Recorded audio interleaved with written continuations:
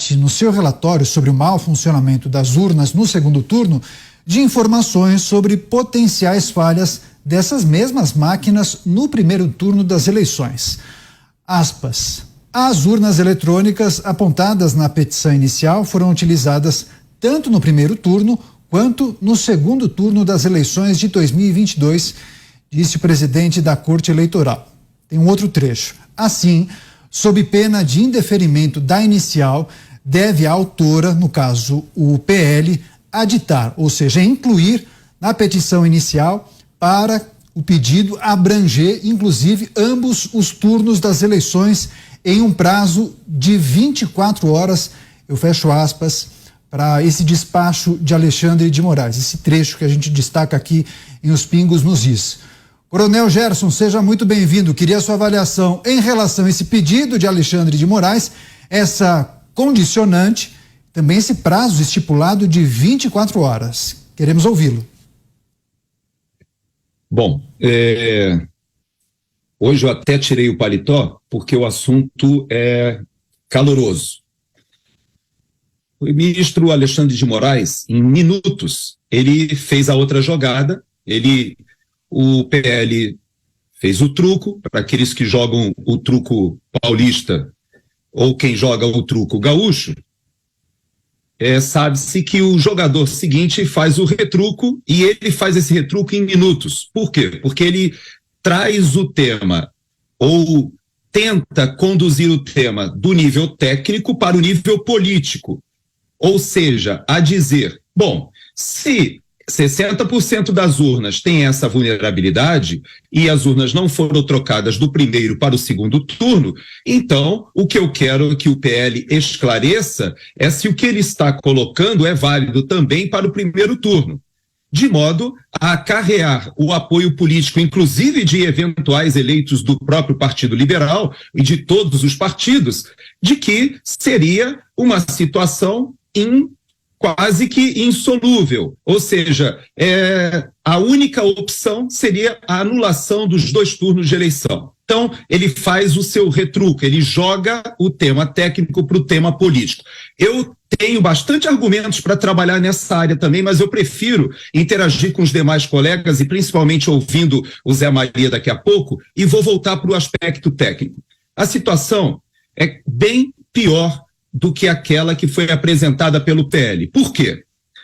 Tanto o relatório do Ministério da Defesa quanto o relatório do Partido Liberal são relatórios feitos ou tratados por políticos ou pela via política.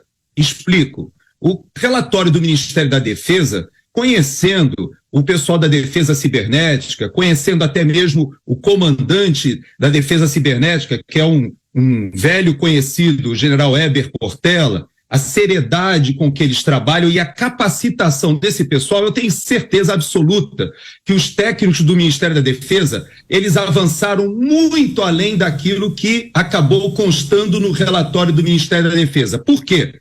Porque os técnicos fazem um trabalho sem nenhum tipo de viés político e nenhum tratamento político. Eles apresentam os fatos. Eles são afeitos à ciência.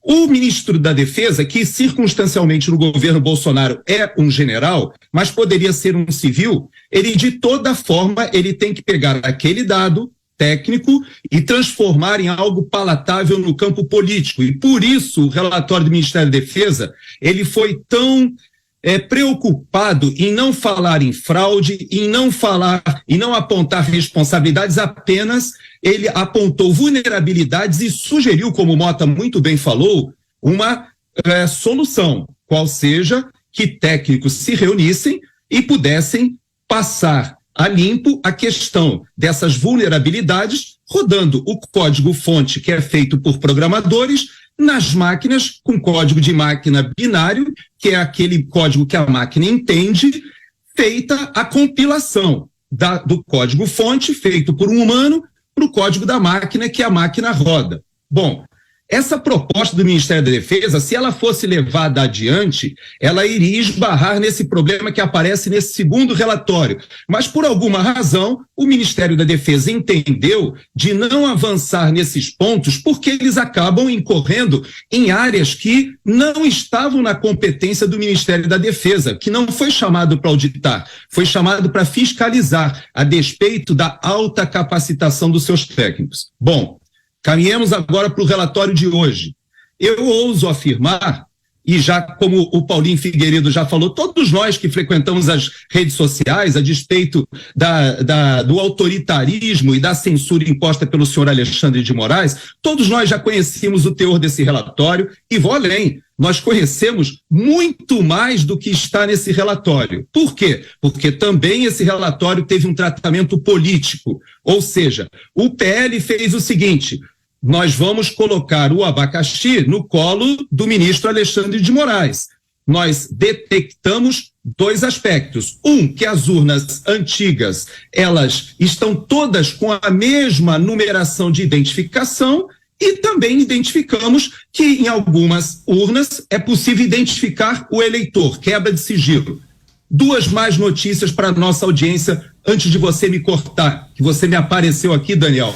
Eu vou okay. Falar rapidamente. Por favor. Duas mais notícias. Primeira, os técnicos, têm capacidade de identificar os votos, não somente desses de quando a máquina desligou e ligou.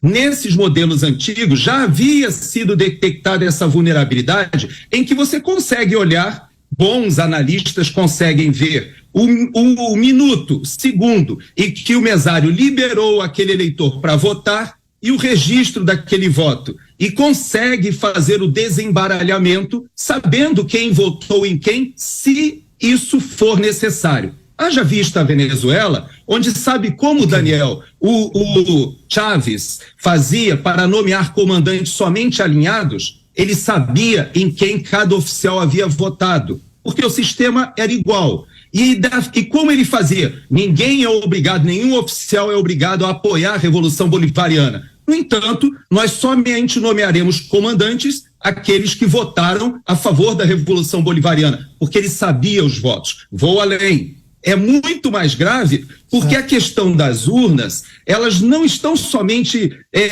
maculadas pelo fato de que, por que essas urnas antigas têm a mesma numeração? Isso não foi por acaso, foi para impedir a auditagem, porque se eu quiser agora rodar o código-fonte no código-máquina e perguntar se aquela seção corresponde àquela máquina, agora é impossível. Quem cometeu este erro ou fraude, o fez para dificultar a auditagem. Então, se me deixar falando aqui, eu levanto uma série de outros problemas que todos nós que frequentamos as redes sociais conhecemos muito bem.